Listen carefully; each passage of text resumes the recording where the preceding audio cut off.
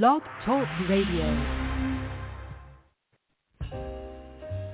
Live from Washington, D.C., it's Quintessential Listening, Poetry Online Radio. QLPOR, as it's widely known, features a bevy of poets, spoken word artists, and live poetry readings with best-selling authors. Your host is Dr. Michael Anthony Ingram. Good evening, everyone.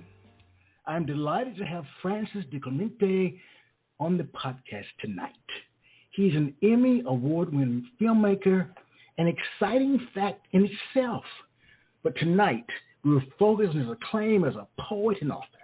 He has been published in both print and online journals and authored multiple poetry collections.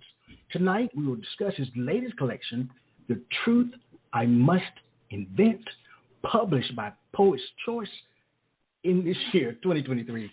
Francis has been a guest on this podcast several times, so he's a member of the family. So let's welcome him back. Hello, Francis. Hello, sir. Thank you for having me. Appreciate it. Well, I'm real happy. As I share with you, anytime I have an opportunity to talk to you, it makes me happy. Well, it makes me happy too. All right. Well, let's begin this poetic journey. You published a new book, The Truth I Must Invent. Wow, that's a title in itself. What inspired you to write the book?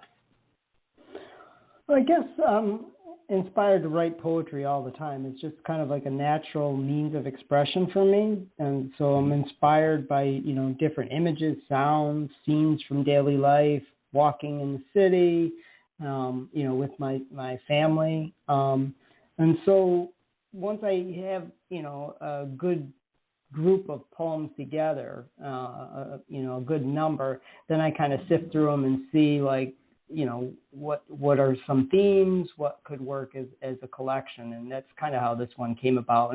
And this one, I focused more on minimalism and tried to find tried to keep the poems shorter, but still have some meaning to them. Tell us about minimalism. Flesh it out. Yeah, I guess what's kind of interesting is I like to kind of strip away lines and see more white space and see if the meaning of whatever poem that you're trying to get across still holds up. And it's like if you can keep paring it back. And so, sometimes it works, sometimes it doesn't, but I like the challenge of it at the line level. It's been a while since you've been here with me, mm-hmm. And I can't remember. I should have looked it up. I'm not sure whether it was before the pandemic or, no, I think it may have been before the pandemic. How did that impact your writing?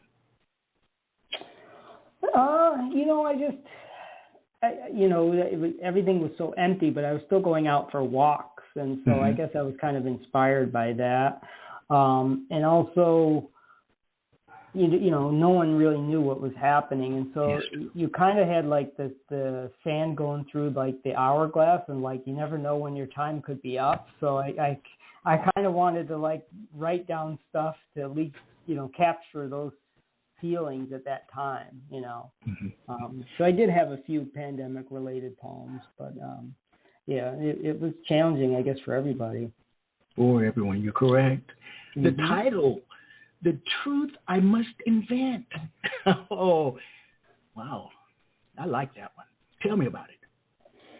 Okay, so it just came kind of organically in a line in one of the poems in the collection, and the title of that poem is called Destination, and it's about regret and reconciling with mistakes and judgment, looking back at my younger self and seeing where I am now and maybe kind of where my hopes had been for me. And so it just happened to be a line in the poem, and the line is, "These are the lies I need to believe and the truth I must invent." And so when I saw it on the page, I really liked the way it looked. So I just took The Truth I Must Invent. Now, the cover of the book, what is the setting?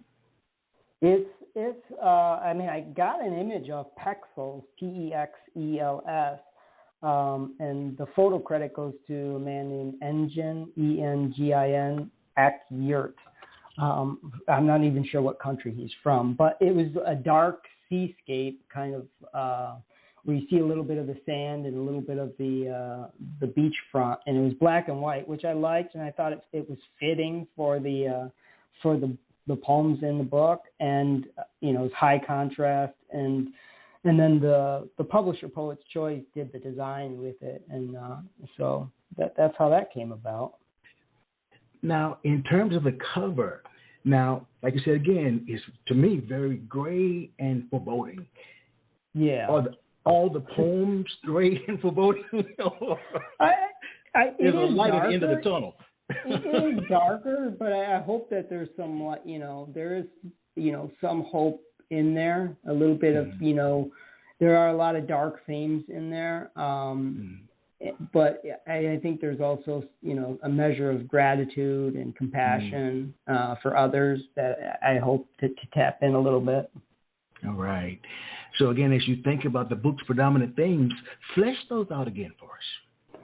Okay, so I would say self-acceptance, identity, existence, memory, a sense of resilience, and kind of like a willingness to hope even in the face of adversity, family, parenthood. Our son is autistic, so that is like the final section of the book is related to my son Colin. And so I tried to find things that are universal. I think you could classify this for sure as confessional poetry, but I tried to make it as more than just a catharsis or just an individual experience, and find, themes that other people could relate to, more universal. All right, very nice. Thank you so much. Francis, please share poems from your book. Okay, so for this section, it's the opening section of the book, they're more narrative poems. It comes from different angles. This first one is about my late uncle who passed away from pancreatic cancer, and it was just a social video that some of my cousins had posted. And so this first one is called Uncle on Screen. The dead never disappear. They live on through social media. My deceased Uncle Fiore appears to me in a surprise party video posted on Facebook less than 3 months before his passing. He greets his nieces and nephews, his shrunken figure enveloped in hugs. At the end of the clip, at about the 18-second mark, he bobs his head and looks up, his black eyes penetrating the glass screen of my computer and locking on me. The frozen image is eerie but also comforting. His expression seems to say, hey, I'm still here even though I'm on the other side. Time and space and decomposition cannot eradicate the bond of love forged during my lifetime. I'm still watching you, and anytime you want to see me, just log into FB and hit play.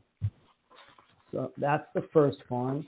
The second one is a very short one, and it's just called Little Spider.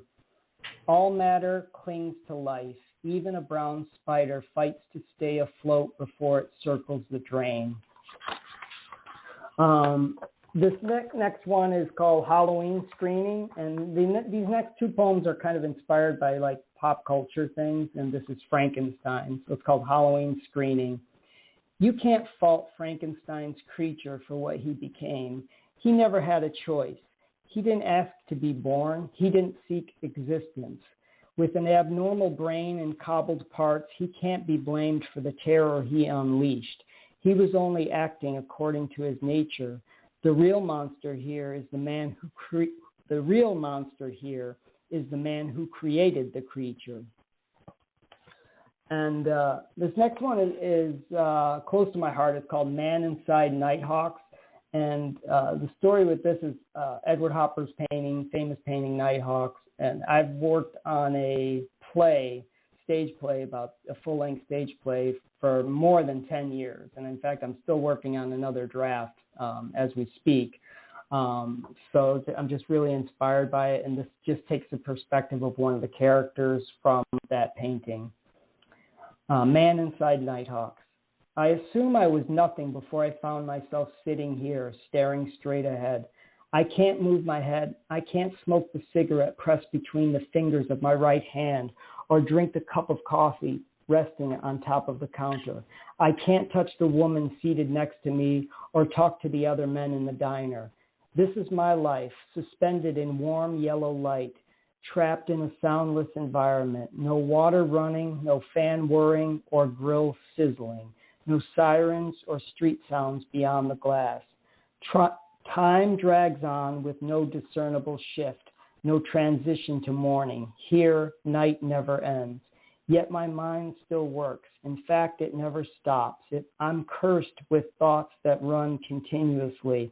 Why am I here? And where exactly is here? What purpose do I serve? Do I have a past? Did I live elsewhere before I became frozen in this moment, captured and imprisoned for eternity? If only I could talk. If only I could open my lips and make a sound. Then I could scream for help. But who would hear my voice? If only I could stand up and walk around, stretch my legs and stare outside the window. But since I can't move, the composition will remain unaltered, as I will stay locked in place inside this painting hanging on a gallery wall. And the last poem in this set is called Cake Mistake, and this was just an idea that I had if somebody was baking a cake at a grocery store and had a spelling error in there. So it's called Cake Mistake. Peggy made a huge mistake when she baked a grocery store celebration cake. She put a D where a T should be in the middle of the word congratulations. The customer was pissed, but Peggy kept silent as the irate woman left the store without paying for her order.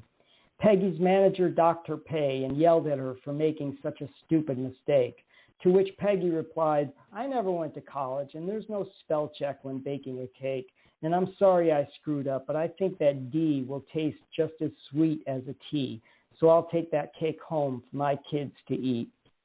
End of poems.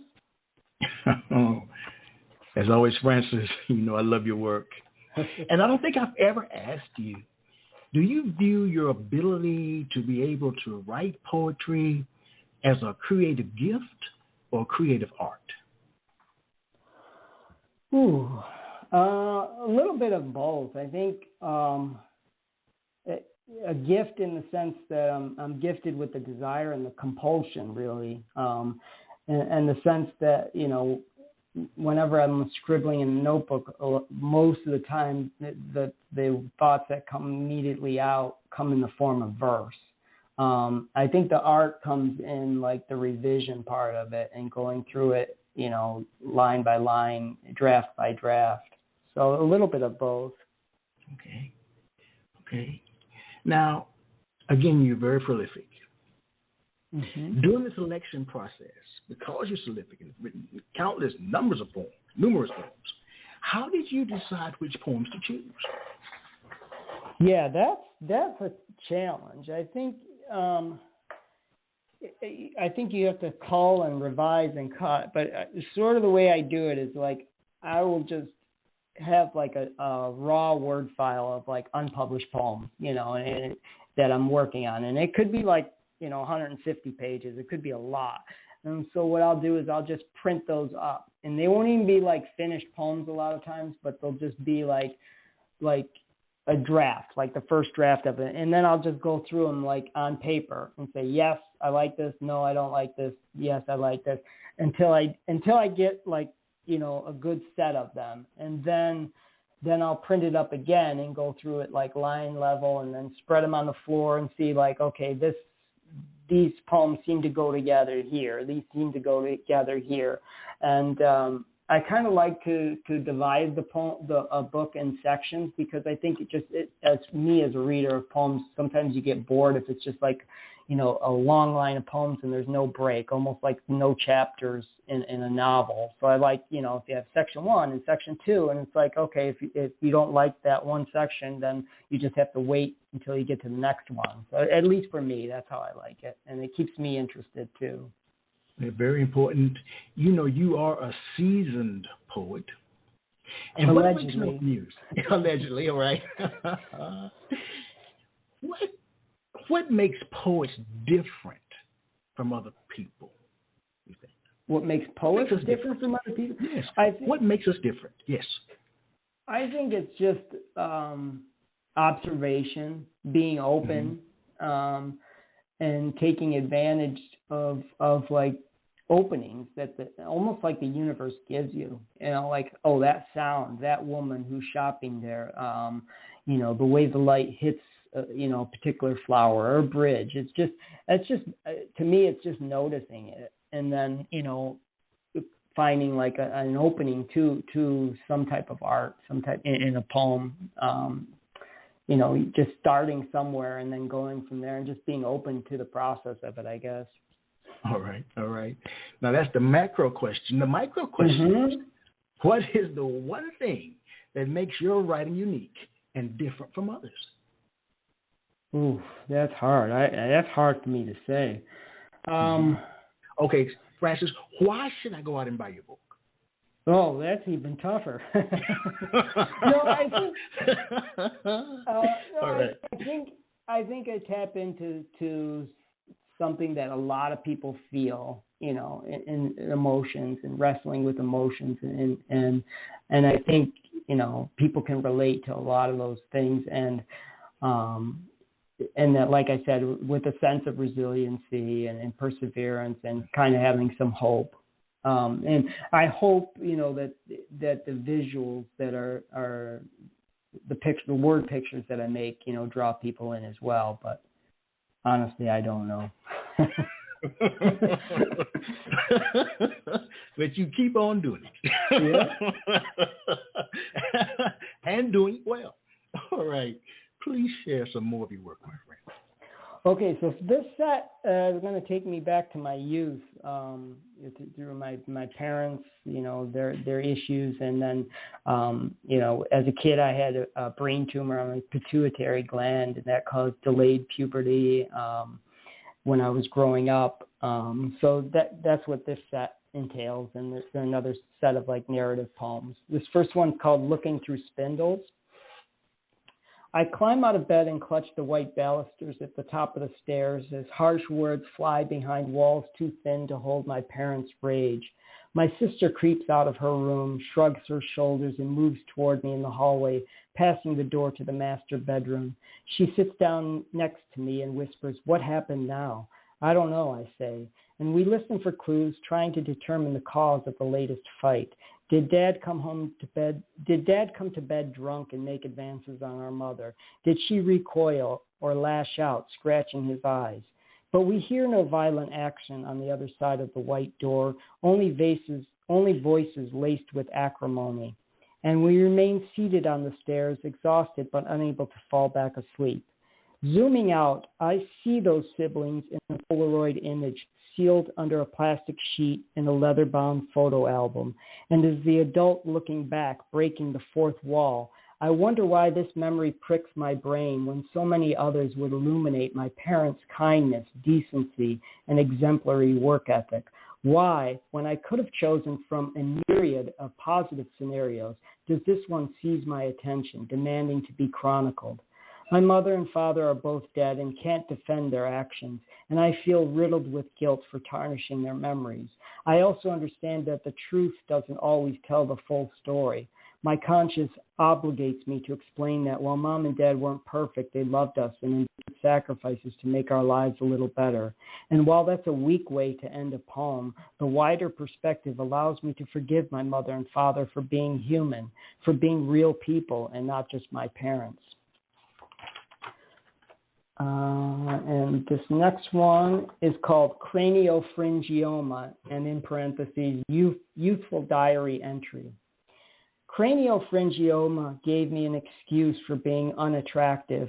I had a problem inside my head. It wasn't my fault I stood 4 feet 8 inches tall and looked like I was 12 instead of 18 and then 19 instead of 24. I couldn't be blamed for my sans testosterone body straddling the line between male and female. The brain tumor spurred questions about my appearance, aroused ridicule, and provoked sympathy. I heard voices whispering, "Guess how old that guy is," and "Is that a dude or a chick?" And while I waited for my body to mature, to fall in line, and to achieve normal normal progression. I remember wishing the surgeons had left the scalpel inside my skull before they closed me up, knitting the stitches from ear to ear.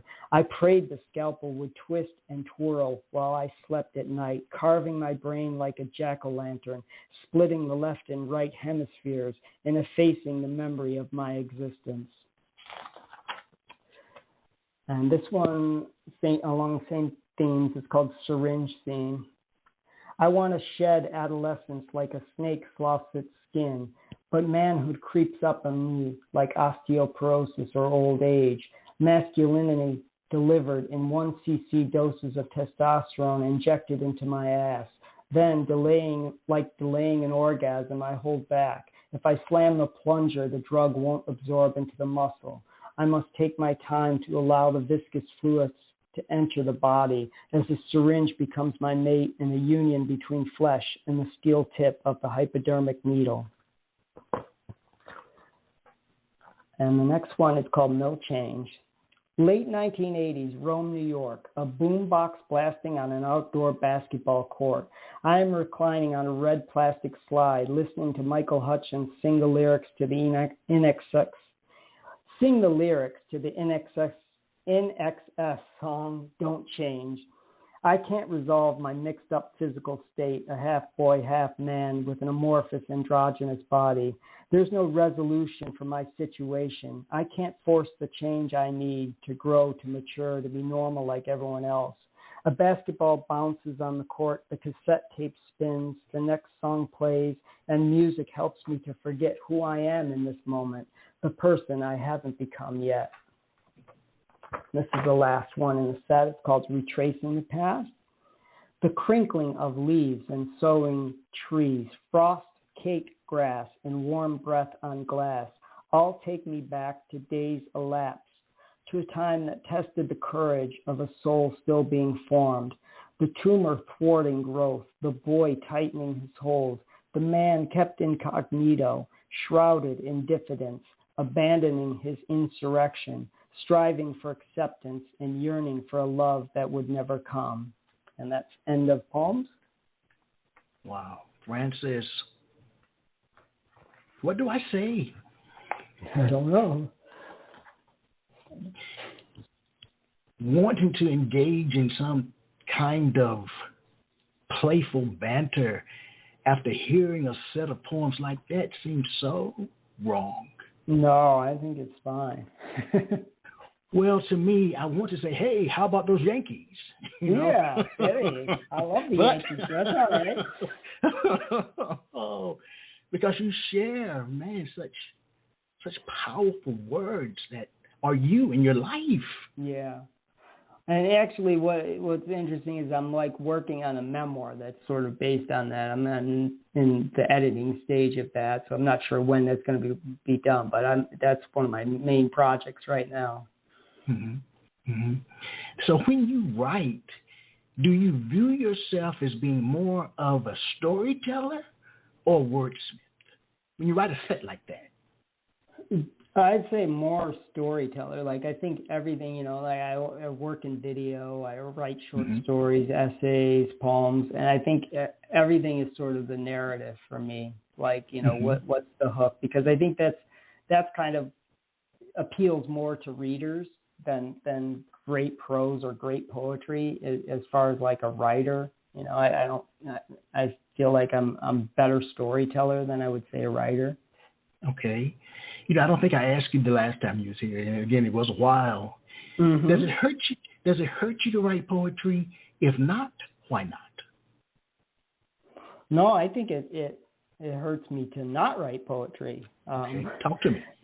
Yeah, I just think it's like, for me, it's like a natural form of expression, and so it's like I said, it's catharsis a lot of times, and especially in first draft and some of my older poems. But then, like I said, I go through them and revise them. But it's just, I think it's a way to capture life and whatever your life is, and kind of like heighten the experience of life by just paying attention to it. Mm. Again, as a seasoned professional, What are some of the poetic devices that you most often use when you're writing? I think minimalism would be one. Humor. Okay.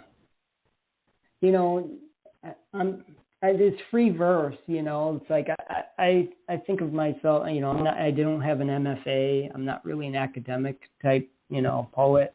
I'm more, at least what I was inspired by as poet was like Langston Hughes and Charles Bukowski and Jack Kerouac, when I saw like you could really have like short poems that were powerful and didn't need to have, you know, formal structure. Kind of, that's kind of what inspired me. All right. So, you know, you made the statement earlier about a cake. And I may have asked you this one before. Let's imagine that a poem is like a cake. What are some of the prevalent ingredients then that go into the concoction we call a poem? Ooh, whoa, that's a good question. Obviously, words, sentences, but I think you have to like have different stages of baking that cake, and so maybe the better analogy would be soup. You know, like you have to throw in a bunch of stuff in the soup and let it cook for a while, and then and then let it simmer. In the case of poetry, at least the way I write it is I throw everything in a Word doc if for my draft, and then like I'll just close it out and come back to it, and now I come back to it as an editor. So it's like it's two different stages for me. It's like the writer, and just whether I'm writing in a notebook or writing in a Word doc, just to get everything out, and it's messy, and then when I come back to it, then I can see like, okay, this is where the stanzas need to be divided. This is where the line needs to end, and so I guess that's my approach. Okay, I like the soup analogy. I may steal that one. Yeah. That might be better than a cake. All right. So when you're writing, my friend, how does a poem know where to go? Do you lead, or does it lead you?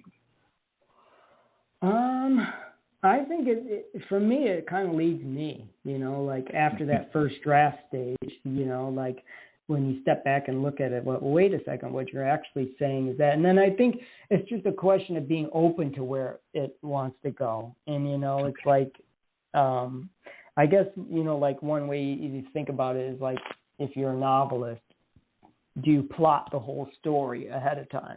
Or do you like allow like your subconscious to take over? And I think same thing in poetry in much just smaller level. Is you let the subconscious take over. You say, okay, that image hooked me in there, but, you know, let's see where that goes. You know, with the set like you just read, how hard did you fight against writing it?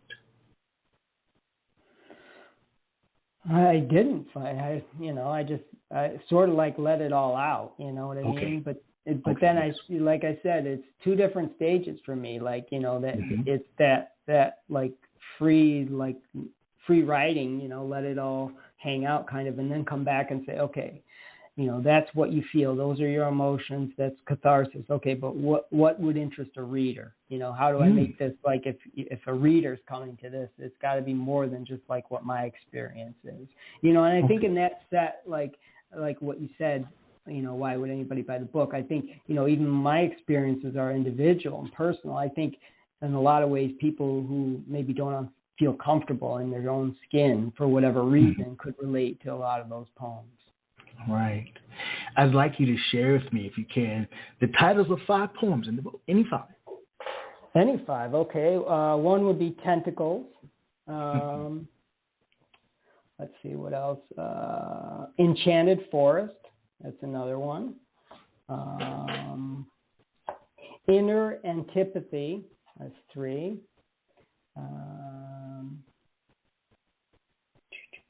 Inspired by Beckett. That's about a poem, and you know, it's, you know, Beckett's line about failing. It's related to that. And then the last one I would say is Autism Sleeps. That's about my son. All right. What should you consider, Francis, when titling a poem? What should you consider? What should you think about? I don't know. I mean, I don't give it too much thought. I kind of try and go with my gut instinct, after I write them, and then just see like what really jumps out at me. And then, unless I really hate it, then I'll toy with other ideas. But most of the time, I just kind of go with my first choice. Okay. We're going to take a quick break here, but I have a question that I'd like you to ponder while we're on this quick break. And then afterwards, when we come back, please answer it. Whenever you start writing a new book, what special preparation do you do to start the book? All right? Mm-hmm. And we'll be right back.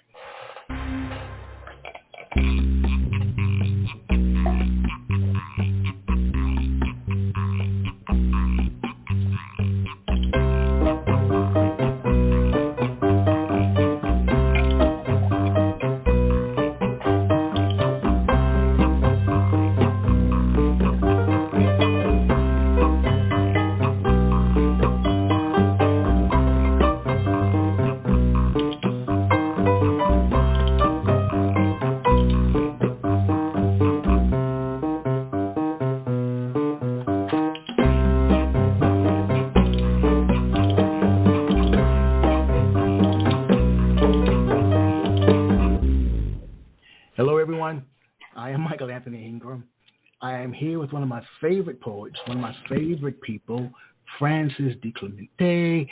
Again, this is a call-in show. So if you have a question for Frances, the number is 646-787-1631. Frances, walk us through the preparatory period for a new book. Okay, so I kind of mentioned it. The preparatory period for me is just to write a whole bunch of poems. Okay. And then write a whole bunch of poems and then like literally send them to like a local printer and print it out. Like I said, it could be like 200 pages. And then I sit on the floor and I almost like a deck of cards and just say yes, no, here's the jack of clubs or whatever, and just until I get like a whole collection. And it's like usually a full-length book has got to be like 48 to like maybe 88 pages, something like that. So I'll try and get to like maybe 100 extras, and then I'll take the big picture and like, okay, this poem, all of these poems are going to be in the collection at some point. And then I'll start like laying them out on the floor, dividing them into different groups, like the narrative poems that I started with, and then the poems about my youth.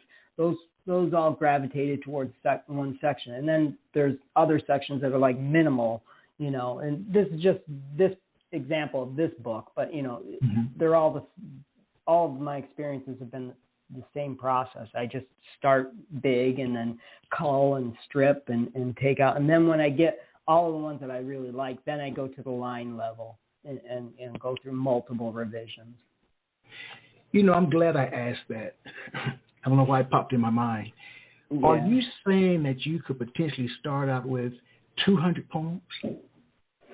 Not quite that many, but like I have just a Word doc on my computer of unpublished poems, and then I'll print that, and then like I'll group it together, and I might just call it Untitled Poetry Book, you know what I mean? Okay. And then I'll dump all of those in there, and then I'll I'll say, no, I definitely don't want that. So then I'll put them back to like what a dump file or, maybe that in another point, but for this particular book, these are the only poems that I'm going to choose.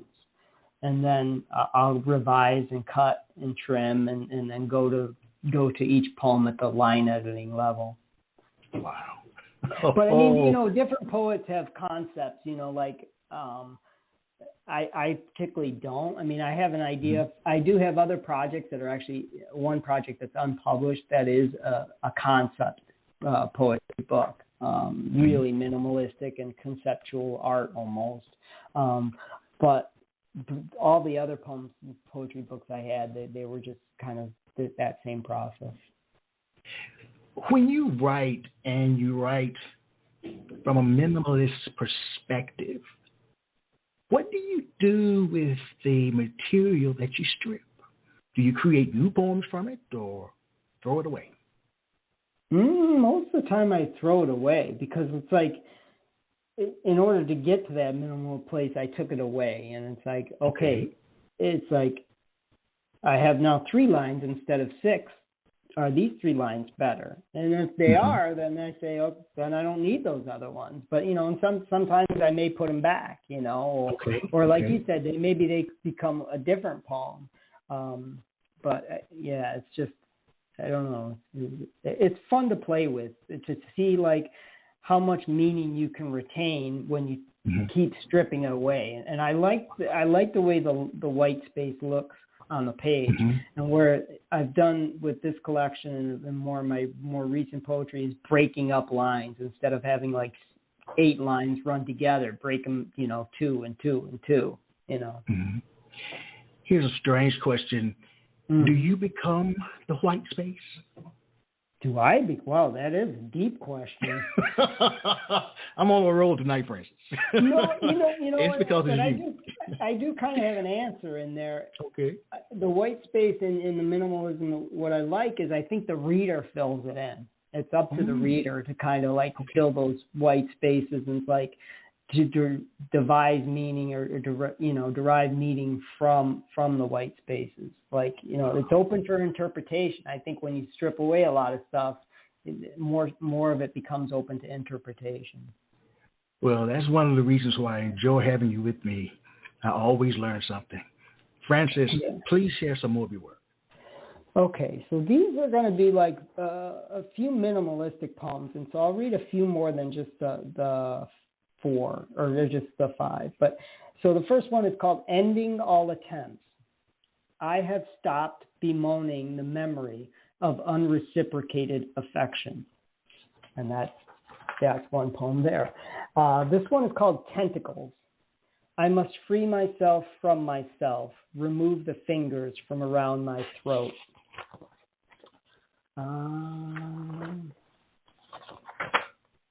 Okay, so this one's called Mattress Moment, and it's if you've seen The Godfather before, maybe you know Hyman Roth. He's one of the gangsters, and he was talking to Michael Corleone and said, Michael, this life of crime, this is the life we have chosen. So this is kind of a take on this. It's called Mattress Moment. You don't get to cry, no fair, Mr. Hyman Roth. This is the life you have chosen. You don't get to pine for your salad days, whatever the fuck that means. You don't get to flip over the mattress on the bed you've made. So that's the third poem. I'm going to go a little bit longer because some of these are short. This one is called The Wanting is the Hardest Part, and this is a takeoff of Tom Petty's famous song, The Waiting is the Hardest Part. The wanting is the hardest part. Tom Petty was wrong. The waiting isn't the hardest part. The wanting is the hardest part. Wanting fucks everything up. Wanting a better job, a better marriage, a better house, a better life. That seed of desire fucks with your head, makes you think you can be something you're not. What if I discarded desire? What if I stopped wanting? What if I no longer sought a better life? Can I let go of that fantasy and accept who I am right now without seeking a better version of myself, the idealized me I hold inside my head? This one is called Camera Angle. What would I choose if I were given a chance to lead a different life? What mistakes would I correct? What new road would I take? But you can't splice the scenes of your life to edit the past. You can only point the camera forward and zoom into the future. Let's see. And then this last one is called Resolution, very short one too. And I hope this offers a little bit of hope here after those dark thoughts. All right. You must live the life you have and not the one you want. And end of poems.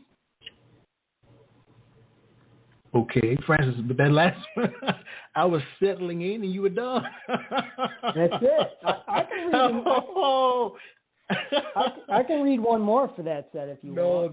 No. I don't need the entire set. I just meant that very last one. Oh, okay. I told you it was short. Read that one again, that last one, because I was really like, wow, I need to perk up with this one. Okay, resolution. So it's in 2 different stanzas. So the first one is, you must live the life you have And then the second one is, and not the one you want. So you must live the life you have and not the one you want. Well, Francis, why can't I live the one I want?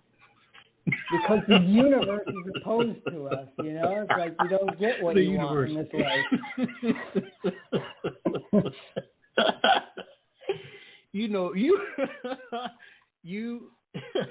are extremely self-aware. Yeah, true. What is one of the first steps to become self-aware, to becoming self-aware?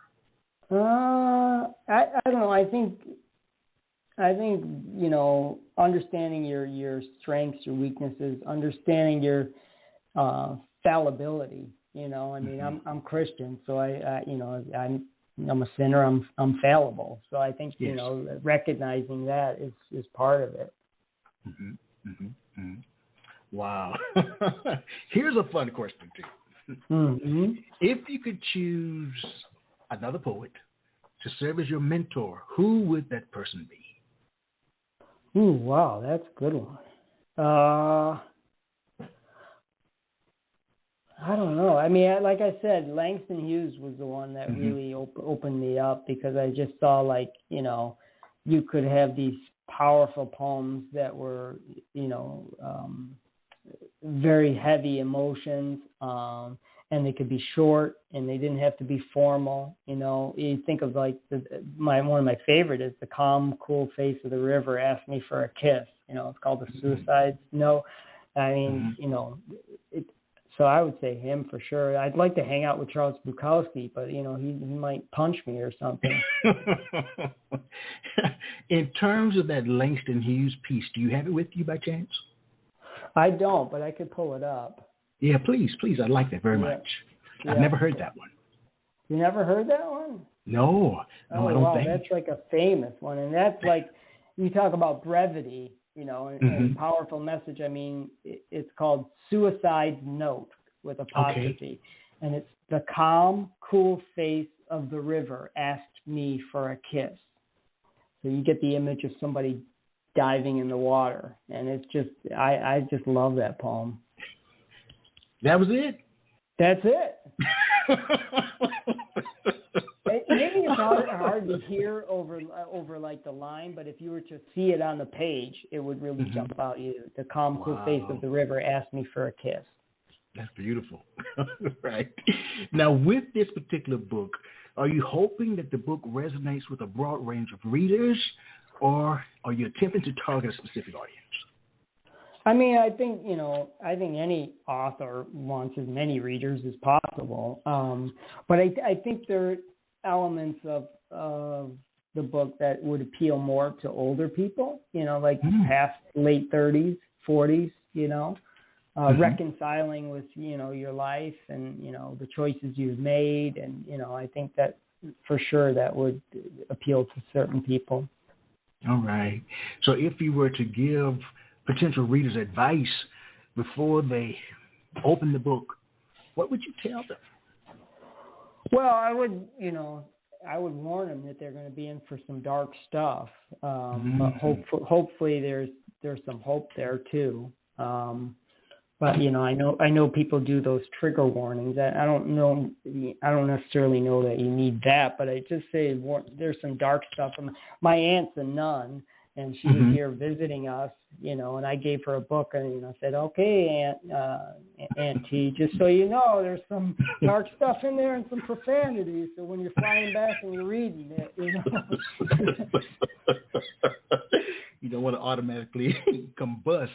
Yeah, right. Francis. All right. I would like to know, though, have you ever written a poem that humbled or frightened you?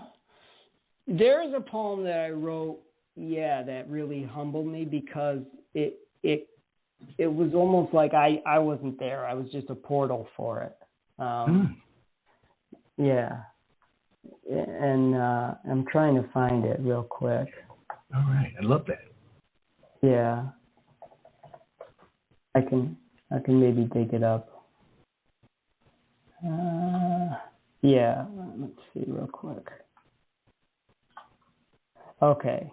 You All want right. me to read it? You want Yes, me to read it? of course. So, yeah, like I was working a night shift, and I just came home and was in the parking lot of my apartment complex, and the words just came to me, and I kind of don't know what they mean. I sort of know what they mean, but I just like the fact that it was like, again, the universe sent it to me. So it's called Revelation, and it's a courtship of contempt filled with swirling fury and churning angst, not halted by the hands of God. Zealous rituals express unwavering faith, and outstretched arms set hearts aflame.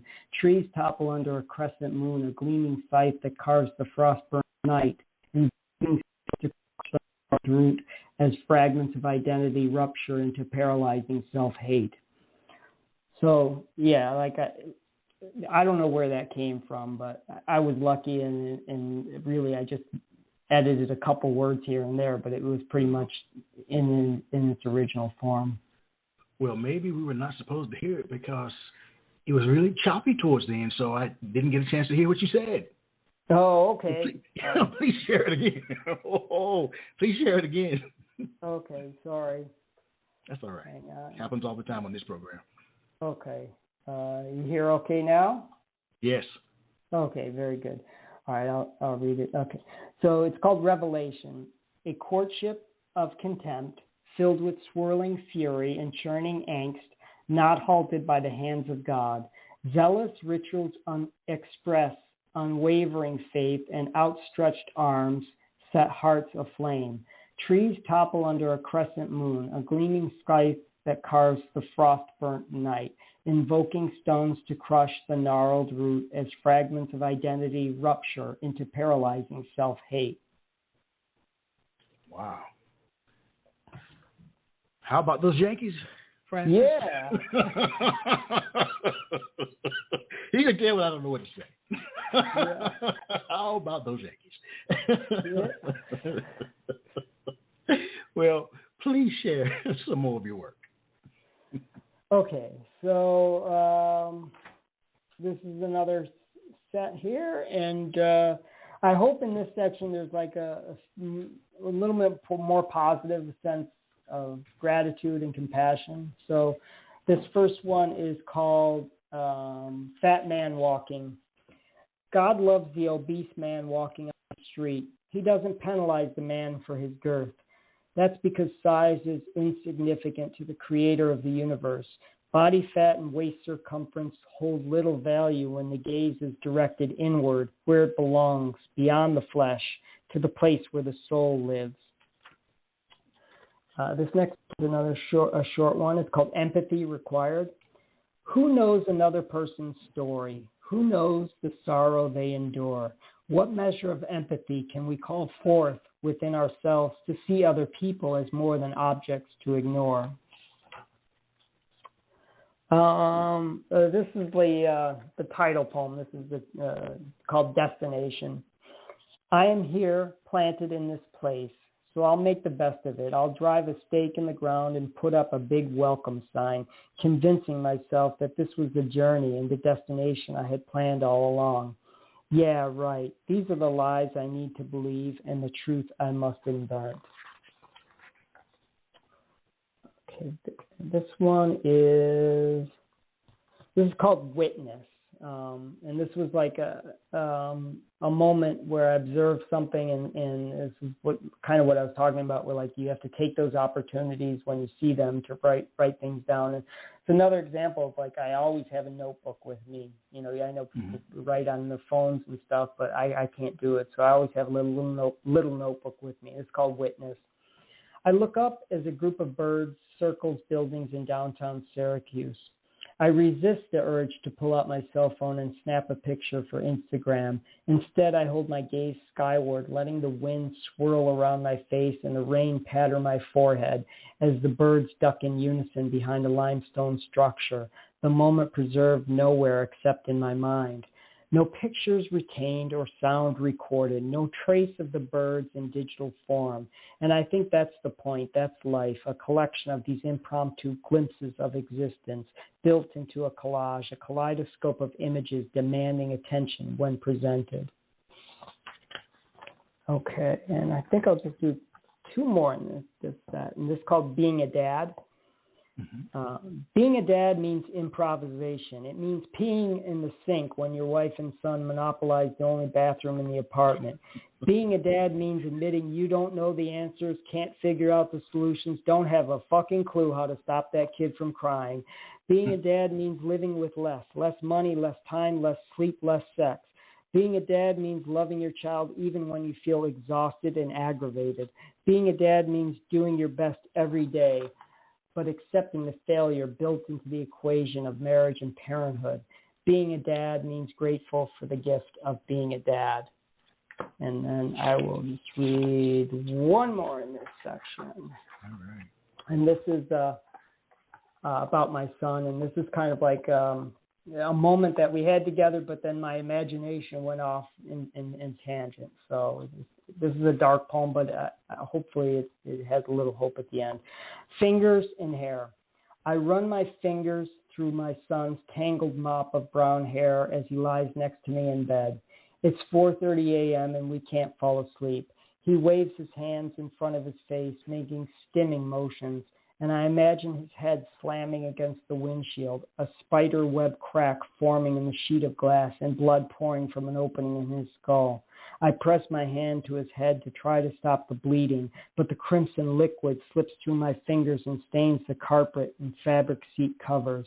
I am reminded of a gospel passage, Luke 12:7. Indeed, the very hairs of your head are all numbered. I hold some of my son's hairs in my hand and realize I cannot prevent a car accident, fall, gunshot wound, or disease from killing my son. I can't prolong or preserve his life. I can only love him while he still lives. His hands whip in front of his face, and he prattles phrases only he understands.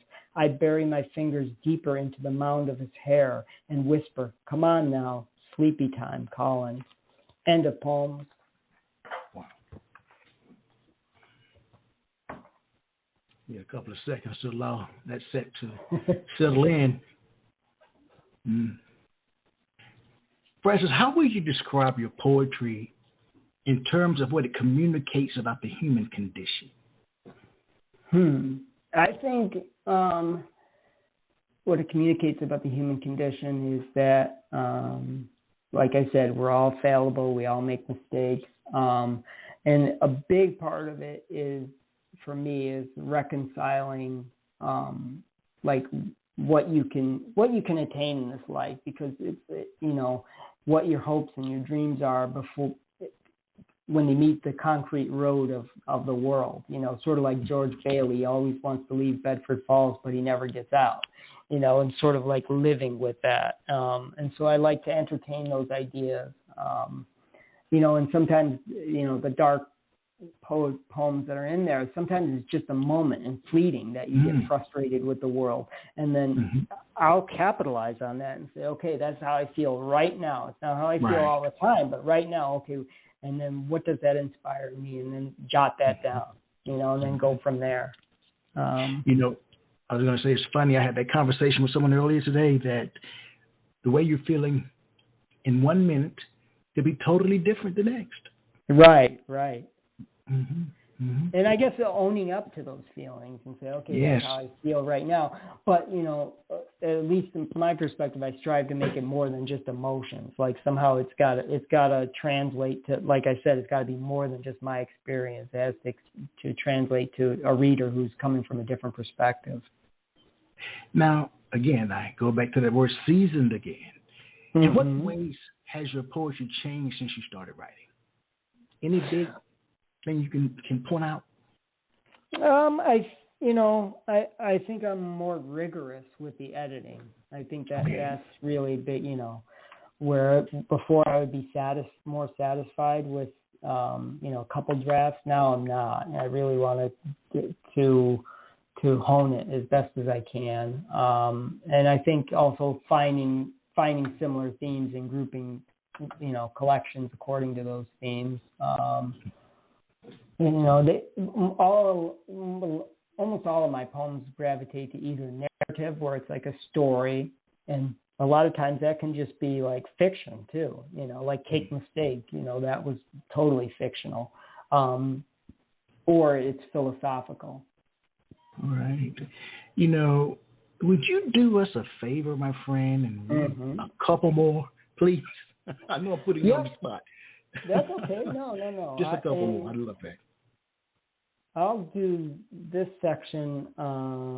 These are, hang on one second. Okay, these are poetry-inspired poems.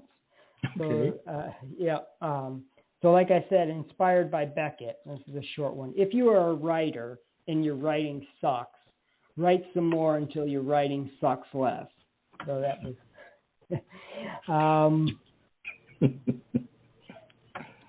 and this is how I feel too. Is this title of this poem is a very short one. It's called Poetry Involuntary. In my case, poetry is involuntary. I don't write poetry. Poetry writes itself for me. That's one. And then I like this one because this is called To Edit or Not, because I think in, any writer, it's like, just because you write doesn't mean anybody's going to read it. And poetry is a tough market because a lot of people don't read poetry that much. People read more novels.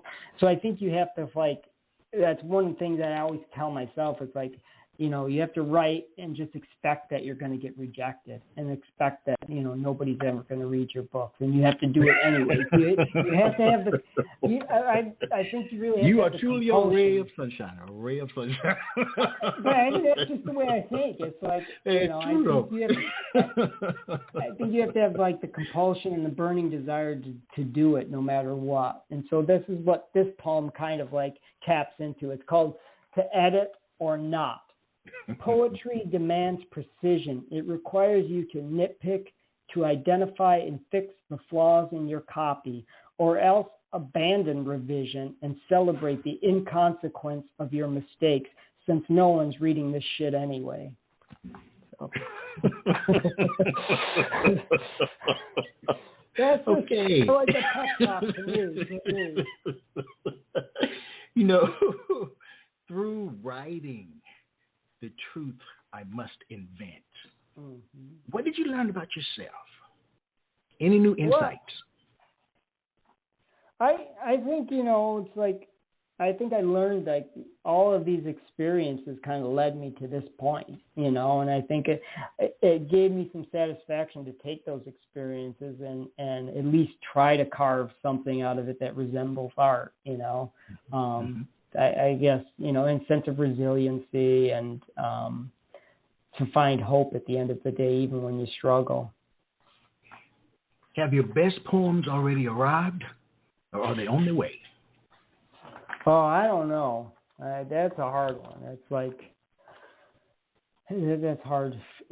That's hard for me to say. I think that's for somebody else to decide. Hopefully I'm improving. Mm-hmm. All right. I like that. Now, if poetry were banned tomorrow, then how would you express yourself? What would you do?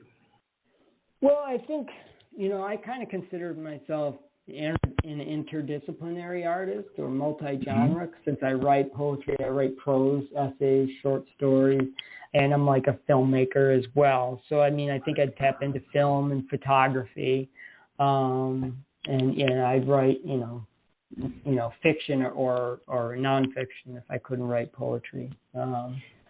But I think they'd have to hold me back from not writing poetry.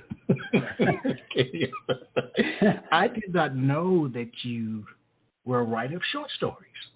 Yeah, I've written some short stories, yeah. Do you have a collection?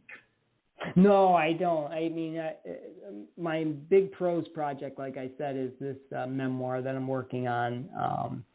So that's been taking up all my time, and I'm working on like I said, the play about Edward Hopper, and some film projects. So you're the man. Where can we purchase the book? Okay, so the book is through the publisher. It's poetschoice.in. But it's also available on Amazon and Bookshop and BarnesandNoble.com. So. Mm-hmm. All right. So again, you kind of shared that you got a lot on your plate. Mm-hmm. What is next for you creatively? Tell us more. Flesh it out for us. Okay, so I have a collection that's unpublished that I said was conceptual, and that's really minimalistic. And it's basically how I would describe it. It's called Alphabet Expression, Verbal Juxtapositions. And basically it's taking like word pairings, like vocabulary words. And it's just like 2 words on a page and a whole collection of them according to the alphabet. So like things that just interested me because I'm like vocabulary nut. So like one would be like autistic, artistic, and you see that on a page. Wow. But it's in unpublished form. It's completed, but I think I need like a designer to really flesh that out. Like different words like different and diffident. Patience, like patience plural, and patience, so it's a collection like that where it's like it's word pairings, kind of a hybrid thing, kind of a conceptual art thing, and so I'm working on that, to hopefully that'll find the light of day at some point. Like I said, I'm working on a memoir and a couple of documentary film projects. Wow. Francis, you remind me of the relative that you can't wait to arrive and you don't want them to leave. Oh, that's good to know. I suppose it's better than the relative you want to kick out. That is true. It's true. Leave it to you to put that spin on it. Yeah. Well, I want to thank you, man. We've come to the end of our poetic journey. As usual, I love your work. No, thank you so much. You write with really authenticity. Oh, yes. You write with authenticity, the rawness of it. It just amazes me. Wonderful, wonderful work. And I'd like you to come back. I mean, it's been 2 years or more. Yeah. If you'd like to read from any of your unpublished collections, your short stories, your memoir. Yeah, I'd love to. I'm serious. Anything that you'd like to read from. And we'll structure it so that it's time for you to read. Very few questions from me. More time for you to share your work. I like your questions. Your questions are interesting. It's good conversation. Well, thank you, buddy. I appreciate that. All right. I don't want you to leave, but okay. I know you got a life to live. Okay, thanks a lot. I appreciate it. Yes. The Truth I Must Invent is available now. Go out and buy it. And as I share with you every time we're together, let poetry ring somewhere throughout the land. Good night, Francis. Good night. Take care. Hey, Francis, someone's called in. Are you still there? Yeah, I'm still here. Hey, we have a caller. Oh, all right. Let's see if we bring this person on. Wow, okay. Area code 562. The first 3 numbers are 673. Do you have a question for Francis? Good evening. I do. Hey, all right, great. Thank you, Michael, for having Francis on your show tonight. I've been a big fan of his perspective since the early 90s. I was wondering, Francis, if you could talk a little bit about how do you get your words in front of the people who need to hear them? Has it become more difficult as we transition from the written word to like more of an electronic world that we live in today? I think it's really hard. It's just for me, I just submit to a lot of places, and like I get rejected way more than I get accepted. So I think you just kind of like plug away. Are you talking more like in a spoken word type thing, or? I'm just thinking like the message that you have and your perspective to get in front of the people who should be hearing it, maybe people who aren't somebody who's going to go out and buy a book of poetry, or like how can you get your message in front of someone who maybe isn't a fan of poetry or what have you? I think you have a very strong voice and a message that people need to hear, but it's maybe somebody who's not going to seek you out but needs to hear your message. Right. Yeah, I guess, like I try and send books, at least locally in Syracuse area, to libraries, and hopefully, somebody might pick them up there, and local bookstores. Shows like Michael's really are like, I think, one of the best opportunities for poets. But, the way podcasts are now, I think that's a great opportunity. Open mic type reading groups, Yeah, that's about it for what I know. Well, have you ever worked with Yes, I was going to ask you, do you have any suggestions? No, I just know if you had a chance to talk to maybe some students at local high schools or community colleges or something like that, maybe expose them to the art that they might not get exposed to otherwise.